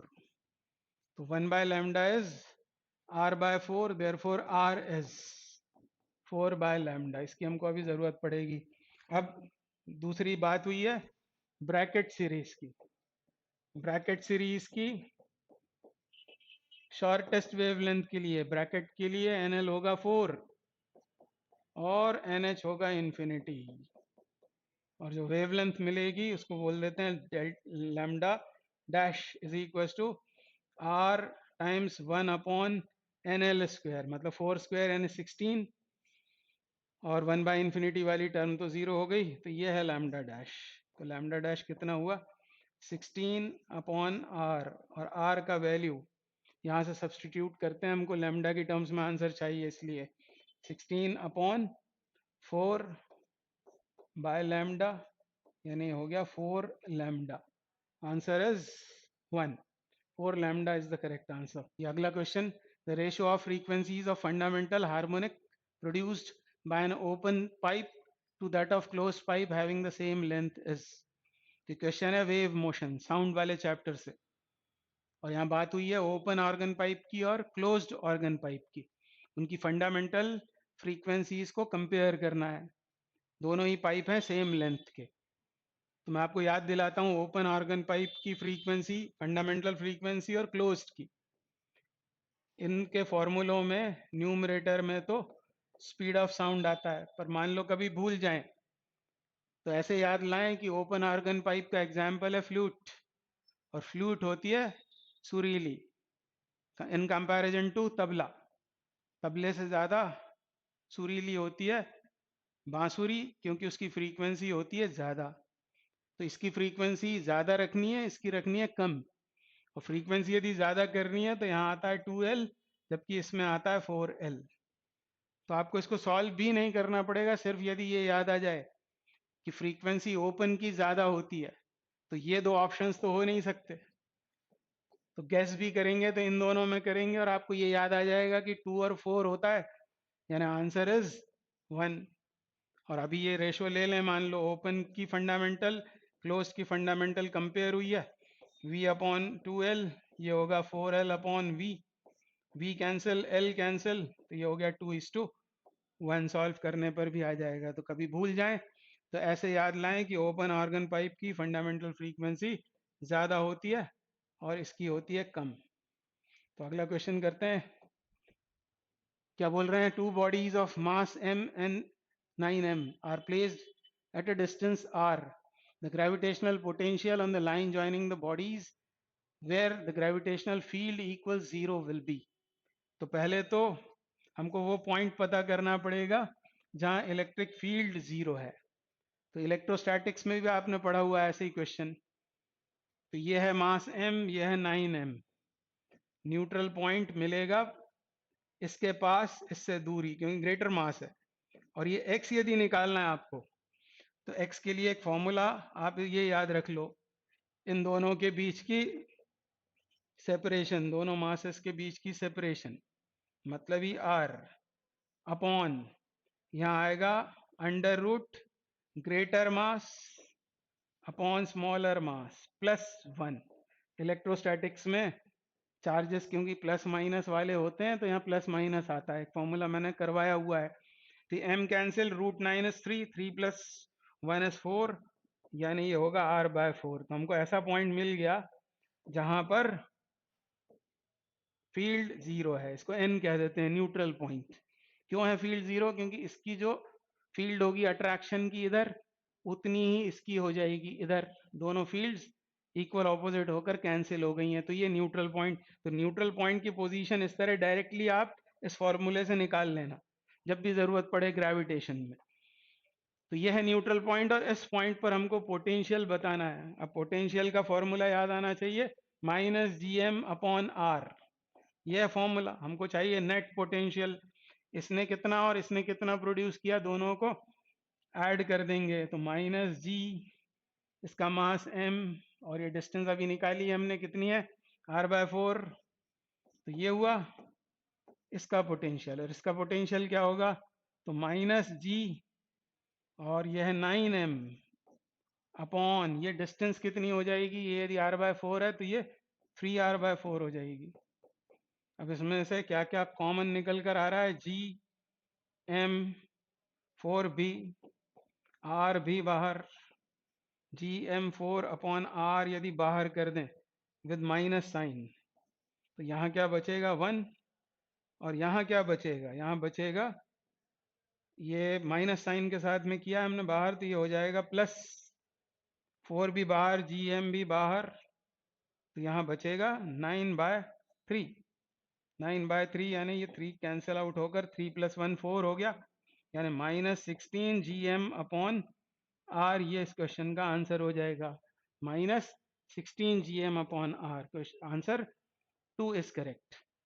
तो आपने इसको समझा होगा ठीक से, ग्रेविटेशन का क्वेश्चन है, पहले न्यूट्रल पॉइंट निकालो और फिर ये फॉर्मूला लगाओ, और इससे पोटेंशियल निकाल कर और उनको ऐड कर दो, तो हमको मिल जाएगा net potential. Answer 2 is correct. आगे बढ़ते हैं, अब करेंगे सेक्शन बी। सेक्शन बी में होते हैं 15 क्वेश्चंस। इनमें से आपको कोई भी 10 क्वेश्चंस अटेम्प्ट करना होते हैं। तो ज़रूरी नहीं है कि 35 करने के बाद आप 36 क्वेश्चन करो। एक बार सेक्शन बी को स्कैन कर लेना चाहिए, जल्दी जल्दी एक नज़र डाल देना चाहिए सभी क्वेश्चंस पर। हो सकता है कि ये क्वेश्चन बहुत डिफिकल्ट हो और आप इसमें अपना टाइम वेस्ट करें। इससे अच्छा ये है कि आगे हो सकता है इजी क्वेश्चंस हो, तो इजी जो क्वेश्चंस होंगे या आप जिनमें कंफर्टेबल है वो क्वेश्चंस पहले अटेम्प्ट करना चाहिए। और आंसर शीट में जब सर्कल डार्क करें तो क्वेश्चन नंबर का ध्यान दें, और 10 से ज़्यादा क्वेश्चंस अटेम्प्ट ना करें, नहीं तो आपका टाइम वेस्ट होगा। तो ये क्वेश्चन क्या है, a bullet from a gun is fired on a rectangular wooden block with velocity u. When bullet travels 24 centimeter through the block along its length horizontally, velocity of bullet becomes u/3. Then it further penetrates into the block in the same direction before coming to rest exactly at the other end of the block. The total length of the block is. तो kinematics का question है, जो equations हैं kinematics की वो लगाकर ये solve होगा। क्या बोला हमसे, एक रेक्टेंगुलर वुडन ब्लॉक पर एक बुलेट फायर होती है, यानी उसकी इनिशियल वेलोसिटी कितनी है, वो है u, और 24 सेंटीमीटर का डिस्टेंस कवर करने के बाद उसकी वेलोसिटी हो जाती है u/3। u/3 कितना डिस्टेंस कवर करने के बाद, 24 सेंटीमीटर। तो ये है स्पैन 1, ये हो जाएगी इनिशियल वेलोसिटी, ये फाइनल वेलोसिटी, और ये हो जाएगा डिस्टेंस कवर्ड। और फिर बाद में क्या हुआ, बाद में वो सेम डायरेक्शन में पेनिट्रेट करती हुई जाती है और इस एंड पर आकर उसकी वेलोसिटी हो जाती है 0। तो हमको बताना है कि ये रेक्टेंगुलर ब्लॉक की टोटल लेंथ कितनी है। तो एक्चुअली हमको यहाँ पर इसको यदि ए बोलें तो ए बी तो हमको मालूम है 24, बी सी हमको फाइंड करना होगा और फिर 24 में उसे ऐड कर देंगे। अब बी सी फाइंड करने के लिए आपको इनिशियल फाइनल वेलोसिटीज पता है, रिटार्डेशन वो नहीं पता, वो निकलेगा इस पहले वाले स्पैन से। तो फर्स्ट स्पैन के लिए यदि हम ये इक्वेशन लगा दें, v² is equal to u square plus 2as, तो यहाँ से हमको एक्सेलरेशन मिल जाएगा, v कितना, u/3 मतलब u²/9 is equal to initial velocity is u, acceleration हमको पता करना है, और डिस्प्लेसमेंट कितना है या डिस्टेंस वो है 24 सेंटीमीटर। यहाँ से हम फाइंड करेंगे a का वैल्यू, तो u² को इधर लाएं तो ये हो जाएगा 8u²/9 equals to 2a into 24। तो ये 8 से कैंसिल आउट कर दो इसको 3 बार, और अब इसमें से a की वैल्यू निकाल लेते हैं। a कितना हो जाएगा इन टर्म्स ऑफ u, तो -u², और ये नीचे आएगा 9 तो है ही यहाँ, 6 और आ गया तो ये 54 हो गया। ये आ गया हमारे पास में एक्सेलरेशन, नेगेटिव साइन के साथ है, मतलब रिटार्डेशन है। अब सेकंड स्पैन के लिए काम करेंगे। सेकेंड स्पैन के लिए हमको चाहिए ये डिस्प्लेसमेंट s कितना है। फिर से यही इक्वेशन लगाते हैं, v कितना लेंगे 0, फाइनल वेलोसिटी 0 है, इनिशियल इज u/3 मतलब u square upon 9 plus 2as, तो 2 इंटू एक्सेलरेशन वो है u स्क्वायर अपॉन 54 2a, और s हमको फाइंड आउट करना है। तो s बराबर क्या हो जाएगा, s इज इक्वल टू, पहले इसको ट्रांसपोज कर लेंगे तो u स्क्वायर तो कैंसिल आउट हो जाएगा, तो s बराबर कितना हो जाएगा, ये s इक्वल्स टू कितना होगा 54 ऊपर और ये 9 और 2 नीचे, तो ये 18 यानी ये हो गया 3 सेंटीमीटर। यानी ये तो था 24 और ये आ गया 3, यानी टोटल जो उसकी विड्थ है, total length of the block वो कितनी हो जाएगी 27, यानी आंसर 4 करेक्ट हो गया। तो आसान सा क्वेश्चन है। अभी next question, the radius of innermost orbit of hydrogen atom is 5.3 times 10 to the power minus 11 meter. What is the radius of third allowed orbit of hydrogen atom? तो ये है आसान सा क्वेश्चन, ये आपको अटेम्प्ट करना चाहिए था, r प्रोपोर्शनल टू होता है n स्क्वायर। तो थर्ड ऑर्बिट की रेडियस जो इनर मोस्ट ऑर्बिट है उसका 9 टाइम्स होगी, मतलब बस आपको 5.3 में 9 का मल्टीप्लाई करना था, तो ये हो जाएगा 47.7 into 10 to the power minus 11 metre. Answer है एंगस्ट्रॉम में, तो इसमें बस इंटू 10 टू दी पावर 10 करेंगे तो 47.7 अपॉन 10 यानी 4.77 एंगस्ट्रॉम, ये आंसर आ जाएगा। तो बहुत ही आसान सा क्वेश्चन, यदि आपको ये याद आ जाता है तो आंसर क्या है 4.77 एंगस्ट्रॉम। अभी next question, calculate the maximum acceleration of a moving car so that a body lying on the floor of the car remains stationary. The coefficient of static friction between the body and the floor is 0.15. G is 10 meter per second square. Friction का question है, तो maximum acceleration जो allowed है वो कितना होगा, maximum friction upon mass, और maximum friction कितना होगा mu M g upon M, यानी बस म्यू जी हमारा आंसर है। म्यू कितना है, म्यू दे रखा है 0.15 और जी की वैल्यू दी है 10, यानी 1.5 मीटर पर सेकेंड स्क्वायर, ये इस क्वेश्चन का आंसर होगा। तो विद इन नो टाइम आप इसको सॉल्व कर सकते हैं। Next question, 10 resistors each of resistance R are connected in series to a battery of EMF E and negligible internal resistance. Then those are connected in parallel to the same battery. The current is increased n times the value of n is. तो 10 resistors हैं, उनको series में connect किया है across a battery of EMF E, तो current कितना होगा EMF E upon, यहाँ आएगा इक्विवेलेंट रेजिस्टेंस, तो आर के 10 सीरीज में जुड़े हुए हैं, तो ये होगा इक्विवेलेंट रेजिस्टेंस, ये केस 1। और अब क्या किया, इन्हीं 10 रेजिस्टर्स को जिनकी हर एक की वैल्यू आर है पैरेलल में कनेक्ट किया, तो इक्विवेलेंट क्या होगा R/10, और उसी बैटरी के साथ कनेक्ट किया है। इंटरनल रेजिस्टेंस तो उसका 0 ही है बैटरी का, तो E अपॉन ये इक्विवेलेंट केस 2 में। और करंट कैसा हो गया है, करंट बोल रहे हैं n टाइम्स हो गया, मतलब ये जो I डैश है ये है n टाइम्स I, ये कंडीशन दी है, n की वैल्यू पूछी हुई है, बस यहाँ वैल्यू सब्सटीट्यूट कर देते हैं, ये होगा 10E upon R, I dash का वैल्यू ये रेसिप्रोकेट होके 10E अपॉन R, और इधर कितना है ये n times current is E upon 10R, ऐसा है।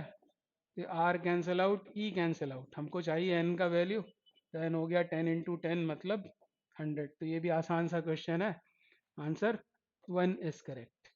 नेक्स्ट क्वेश्चन, क्या बोल रहे हैं, horizontal bridge is built across a river, a student standing on a bridge throws a small ball vertically upward with a velocity of 4 meter per second. The ball strikes the water surface after 4 seconds. The height of the bridge above the water surface is. तो motion under gravity की problem है ये, बहुत ही आसान सी। क्या बोला है कि एक ब्रिज है, ब्रिज से एक स्टूडेंट एक बॉल को थ्रो करता है वर्टिकली अपवर्ड, ये मैंने मान लिया वो ब्रिज जिसकी हाइट है h, सपोज h हाइट का ये ब्रिज, और यहाँ से उस बॉल को ऊपर थ्रो किया है किस वेलोसिटी से, 4 मीटर पर सेकेंड से, 4 मीटर पर सेकेंड से है, तो ये इस तरह ऊपर जाएगी और फिर आकर यहाँ गिरेगी ज़मीन पर, strikes the water surface after 4 second. तो टोटल टाइम कितना दिया हुआ है? 4 सेकेंड का। हमसे ये एच पूछा हुआ है, तो क्या करेंगे? अपवर्ड डायरेक्शन को मान लेंगे पॉजिटिव और ये इक्वेशन लगा देंगे, क्योंकि जी यानी एक्सेलरेशन कांस्टेंट है। इस इक्वेशन को यूज़ करेंगे और सभी क्वांटिटीज़ जो हैं उनको साइन के साथ सब्सटीट्यूट करना है। एस कितना होगा? एस इज डिस्प्लेसमेंट, तो यहाँ से फेंके जाने पर जो वाटर से टकराती है, तो ये होगा उसका डिस्प्लेसमेंट। इसको लेंगे माइनस एच, जो हमको फाइंड करना है। इनिशियल वेलोसिटी ऊपर है, पॉजिटिव होगी वो 4, टाइम तो पॉजिटिव होता ही है, ये 4 प्लस हाफ। जी क्या लेंगे? जी की वैल्यू 10 लेने को बोला और जी नीचे होता है, इसलिए माइनस साइन के साथ 10 इंटू 4 स्क्वायर। तो इसमें से हमको ये मिल जाएगा एच का वैल्यू, तो minus H is equal to 16 और ये हुआ 16, तो 8 होकर ये 80 हो जाएगा। 80 हो गया, मतलब कितना हुआ ये? -64। तो minus H is -64 and so H is 64 metre, यानी इक्वेशन लगाकर और इन साइन का ध्यान रखेंगे तो इजीली आंसर आ जाएगा। ऑप्शन 2 करेक्ट है। नेक्स्ट क्वेश्चन क्या बोल रहे हैं? Net impedance of circuit shown in the figure will be. अब नेट इम्पिडेंस क्या होता है? एसी सर्किट का क्वेश्चन है। इम्पिडेंस होता है square root of R square plus, यहाँ आता है omega L -1 upon omega C whole square. जो भी लार्जर हो उसमें से स्मॉलर को सब्ट्रैक्ट करते हैं, और स्मॉलर माइनस लार्जर भी करेंगे तो भी स्क्वेयरिंग की वजह से वो तो पॉजिटिव हो जाएगा। मतलब ये तीन क्वांटिटीज हमको निकालनी है सर्किट को देखकर, और फिर z फाइंड आउट करना है। तो अलग अलग तीनों को फाइंड करते हैं। तो r तो है सीधे सीधे 10 ओम गिवन है। फिर ओमेगा एल कितना होगा? ओमेगा एल मतलब XL, XL is omega L, और ओमेगा होता है 2 पाई एफ, तो ये होगा 2 पाई एफ एल। 2 पाई, अब फ्रीक्वेंसी ये लेना होती है हमको, फ्रीक्वेंसी ये दे रखी है 50 हर्ट्ज, और इंडक्टेंस कितना दिया हुआ है? इंडक्टेंस दिया है हमको 50 अपॉन पाई, 50 अपॉन पाई पर यह है मिली हेनरी, मतलब -3 करना पड़ेगा, तब आंसर निकल कर आएगा किसमें? ओम में। इसको सॉल्व करना है तो ये एक पाई तो कैंसिल आउट, और ये 25 इंटू 2 ये होगा 25, और ये 50 हुआ 50।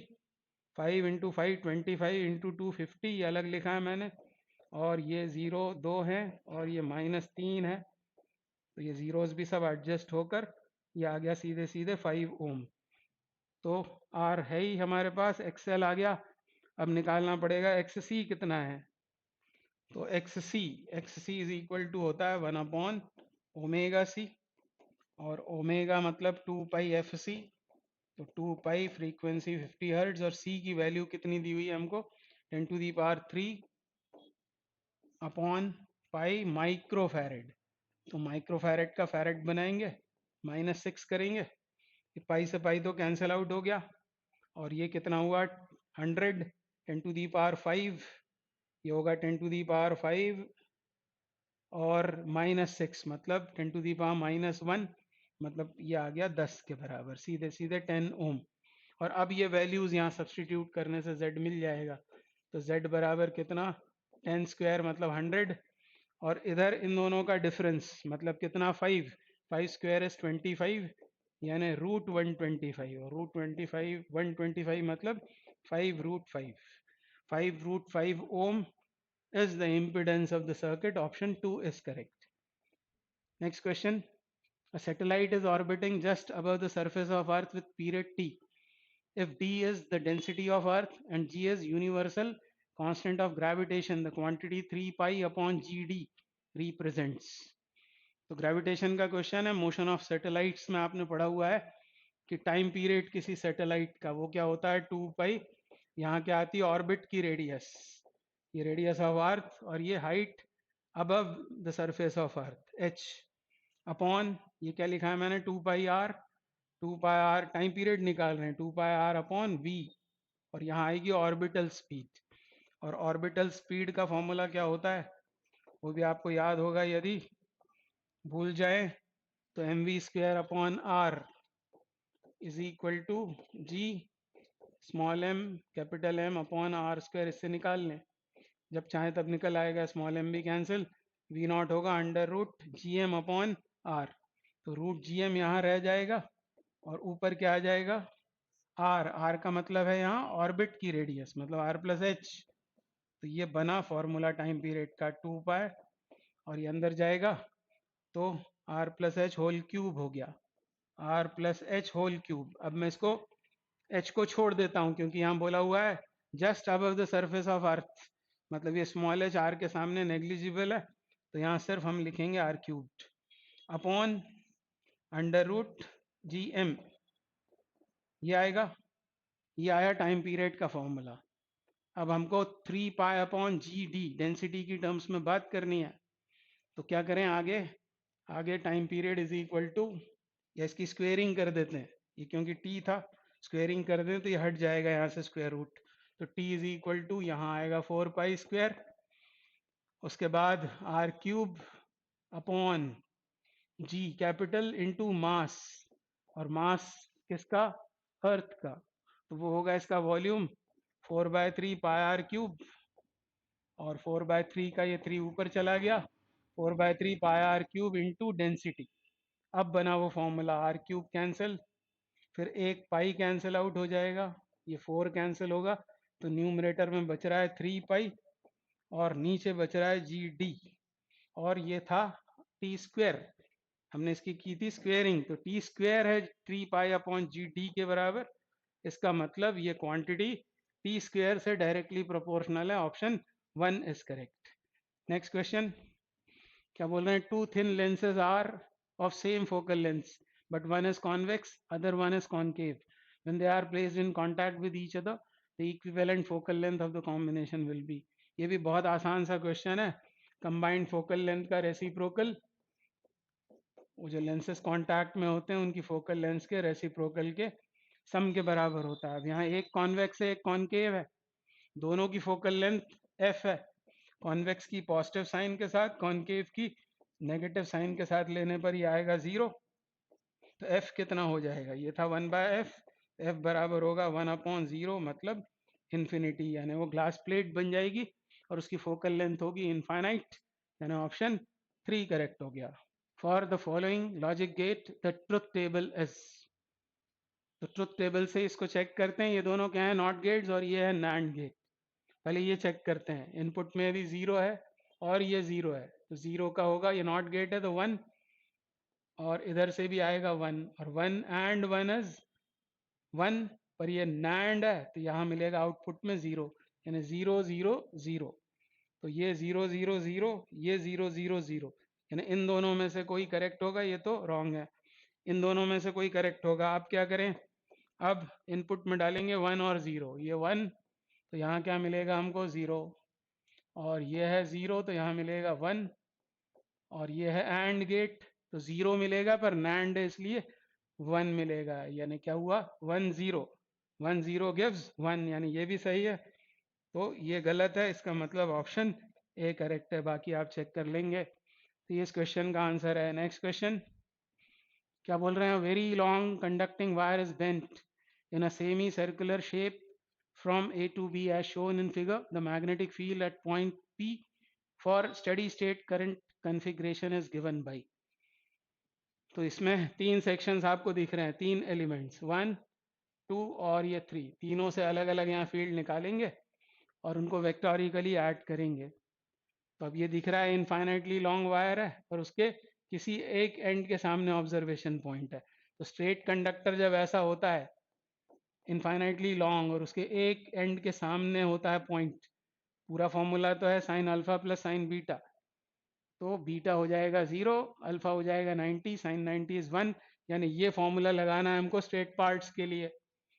और इसके लिए सेमी सर्कल के लिए mu not upon 4 pi alpha I by R, यानी पाई आई अपॉन आर, ये फॉर्मूला लगाना पड़ेगा। और अब करते हैं एक एक से, तीनों से फील्ड्स निकालते हैं।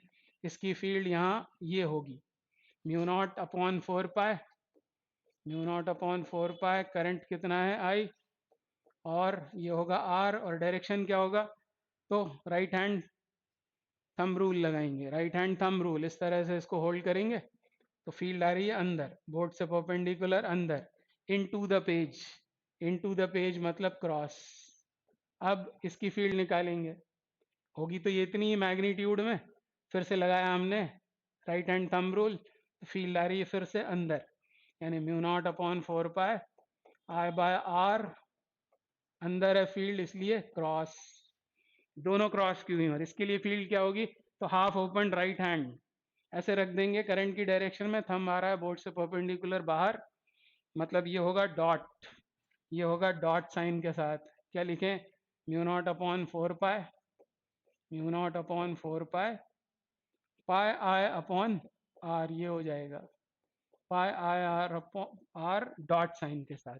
अब ये दोनों क्रॉस के हैं, ऐड हो गए, तो म्यू नॉट अपॉन 4 पाई आएगा, और ये आई बाय आर मिलकर हो गया ये 2 I by R, 2 I by R cross plus mu not upon 4 pi pi I upon R dot sine के साथ। अब ये दो वेक्टर्स हैं और ऑपोजिट डायरेक्शंस के, एक क्रॉस एक डॉट है, तो larger minus smaller in the direction of larger, तो लार्जर कौन सा है इसमें से ये, क्योंकि पाई आई बाई आर है, ये 2 आई बाई आर है, तो ये लार्जर है, तो लार्जर में से स्मॉलर को सब्ट्रैक्ट करने से डायरेक्शन के साथ हमारा आंसर आ जाएगा म्यू नॉट अपॉन 4 पाई, ये बाहर, और आई बाय आर भी बाहर, अंदर बचेगा पाई माइनस 2, और साइन क्या होगा इसका, डॉट, मतलब कैसा होगा ये, pointed away from the page, pointed into the page वाले तो हो नहीं सकते, इन दोनों में से कोई होगा। और अब इसको मैच करते हैं, इसमें पाई गायब दिखाई दे रहा है ऑप्शन में, तो पाई को अंदर कर देते हैं, mu not I upon 4 R, और पाई को अंदर मल्टीप्लाई करें तो ये तो 1 बन जाएगा, और ये हो जाएगा 2 upon pi with dot sign, ये हमारे क्वेश्चन का आंसर है, ऑप्शन 2 मैच हो रहा है। तो इस तरह से ऐसे सवालों को सॉल्व करते हैं। अगला question, the resistance of platinum wire at 0 degree Celsius is 2 ohm and 6.8 ohm at 80 degree Celsius. The temperature coefficient of resistance of the wire is, तो करंट इलेक्ट्रिसिटी का क्वेश्चन है, आपको ये पता होगा, T डिग्री सेल्सियस पर resistance होता है R not into 1 plus alpha delta T, यदि 0 पर रेजिस्टेंस है आर नॉट, तो ये बिल्कुल बॉयल चार्ल्स लॉ जैसा फॉर्मूला होता है इसका, हमको अल्फा चाहिए यानी ऐसा होगा, ये आर नॉट के अंदर मल्टीप्लाई किया, अल्फा को हटाया, फिर उसमें से R T minus R not upon R not delta T, बस वैल्यू सब्सटीट्यूट करेंगे तो ये अल्फा हमको मिल जाएगा, आर टी कितना है, वो है 6.8, 80 डिग्री सेल्सियस पर, और 0 पर है वो 2, 6.8 माइनस 2 अपॉन 2 इंटू 80, ये इस क्वेश्चन का आंसर होगा। तो ये कितना हुआ यहाँ से 4.8, और ये होगा 160, 160, तो डेसिमल हटाएं थे 1600, और 16 से ये कैंसिल 3 बार, और ये कितनी बार 100 बार, यानी 3 into 10 to the power minus 2, और डिग्री सेल्सियस -1, यानी पर डिग्री सेल्सियस ये इसकी यूनिट होती है, तो 3 into 10 to the power minus 2 पर डिग्री सेल्सियस, ये इस क्वेश्चन का आंसर है, ऑप्शन बी करेक्ट हो गया, 2 करेक्ट हो गया। नेक्स्ट क्वेश्चन क्या बोल रहे हैं, an electric dipole is placed as shown in figure, the electric potential in 10 to the power 2 volt at point P due to dipole is, तो ये दिखाया हुआ है वो डाइपोल, यहाँ बात हो रही है पोटेंशियल कितना है इन 10 टू दी पावर 2 वोल्ट, तो पोटेंशियल निकालते हैं पहले, यहाँ कितना होगा, ये इससे कितना होगा वो निकालें, तो पोटेंशियल का फॉर्मूला लगेगा 0.4 चार्ज से पोटेंशियल का formula 9 into 10 raise to the power 9, जिसको यहाँ इन्होंने के बोला हुआ है, तो के क्यू, यह है क्यू पर माइनस साइन के साथ, अपॉन डिस्टेंस, डिस्टेंस कितनी होगी यहाँ से यहाँ तक, तो ये है 5, ये है 5 और ये 3, यानी 8 सेंटीमीटर, तो ये हो जाएगा 8 into 10 to the power -2 metre में, तो ये SI में हमने वोल्ट में आंसर निकाला, इसकी वजह से पोटेंशियल उस पॉइंट पर। अब इस चार्ज से कितना होगा, तो इससे होगा पॉजिटिव साइन के साथ के Q upon distance is 2, 2 into 10⁻⁻²। अब ये 100 बनकर तो ऊपर चले जाएगा ये दोनों, 10⁻² लिख देते हैं इसे। इधर हो जाएगा ये k³/2 और इधर ये k³/8। आसान सा क्वेश्चन है। 10⁻², फिर k³ बाहर, तो अंदर बचा 1/2 माइनस 1/8। एलसीएम लेके इसको आगे सॉल्व करें तो ये ऐसा, एलसीएम आएगा 8, तो ये हुआ 3। और हमको आंसर किस में बताना है, 10⁻² की टर्म्स में बताना है, यानी ये इसका आंसर होगा 3k³/8। ऑप्शन 4 करेक्ट हो गया। आसान सा क्वेश्चन था। Next, in the given figure what is the equivalent focal length of combination of lenses? Assume that all layers are thin.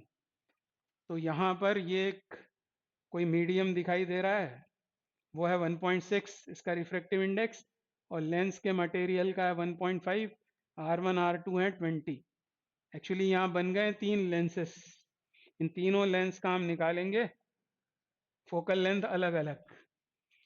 तो पहले निकालें इस लेंस की फोकल लेंथ कितनी है, लेंस 1 की 1/f1 इज इक्वल टू, यहाँ क्या आएगा, म्यू माइनस 1, म्यू इज 1.5, तो 1.5 माइनस 1, और फिर यहाँ radius of curvatures R1 positive मतलब पॉजिटिव साइन के साथ 20, फिर माइनस R2, R2 मतलब नेगेटिव, वो भी 20 है, ये प्लस हो जाएगा, यानी ये हो गया 2/20, यानी 1/f1 इज इक्वल टू 0.5, और यहाँ 2/20, यानी ये हो गया 1/20। ये इक्वेशन 1 फोकल लेंथ का रेसिप्रोकल निकल गया लेंस मेकर्स फॉर्मूला से। अब निकालते हैं इन दोनों लेंस का फोकल लेंथ, इसका कितना है और उतना ही इसका भी होगा। तो 1/f2 जो f3 के भी बराबर होगा, क्योंकि एक जैसे हैं दोनों लेंस।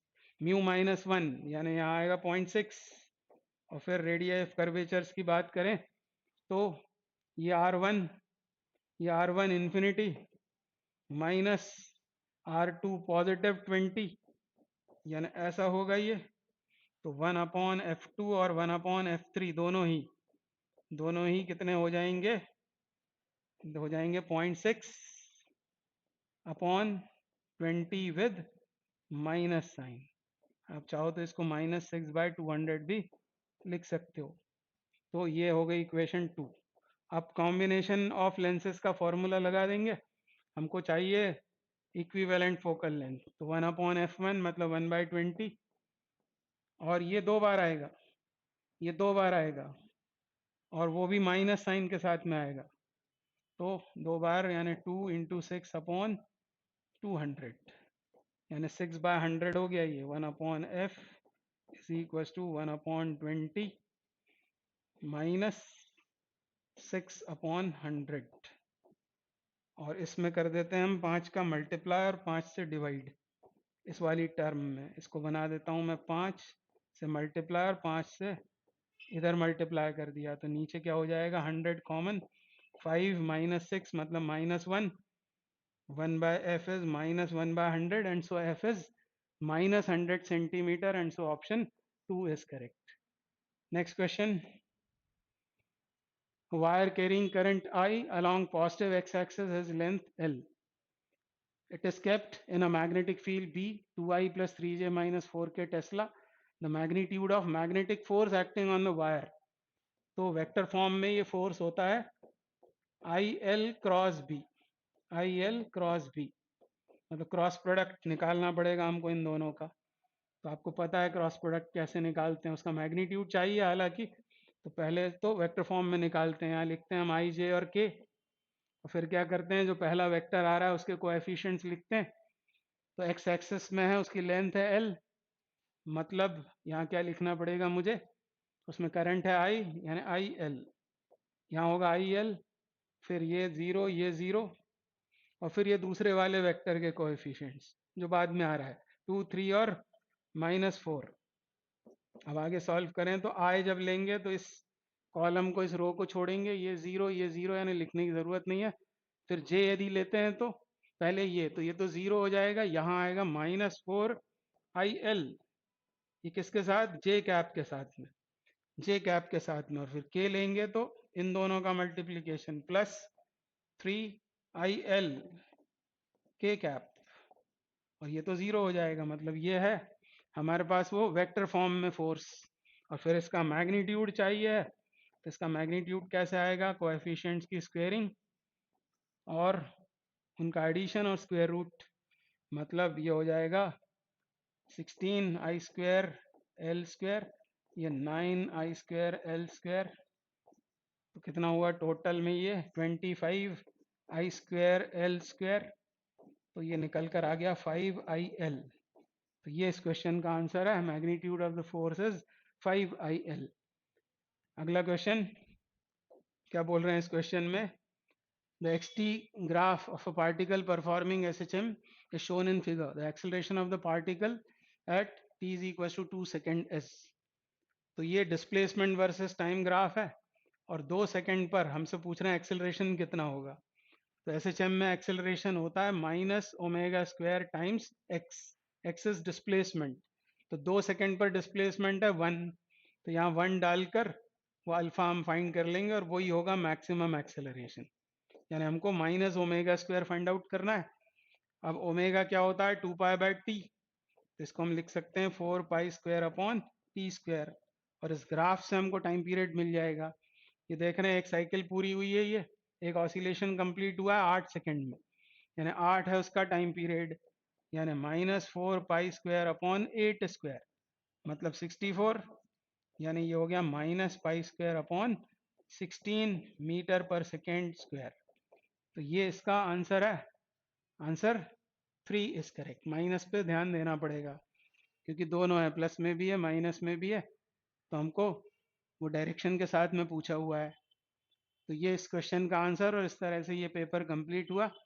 तो आप इसको ज़रूर सॉल्व करेंगे, और जो बातें मैंने आपको बताई हैं उनको भी ध्यान रखेंगे कि एनसीईआरटी करें, PYQs करें, और उसके बाद समय बचने पर आप चाहे जो बुक सॉल्व कर सकते हैं, पर इनिशियली इन दोनों चीज़ों को ज़रूर करें, तो आप देखेंगे मैजिक होगा, पूरे क्वेश्चन आपसे बनेंगे। Thank you very much.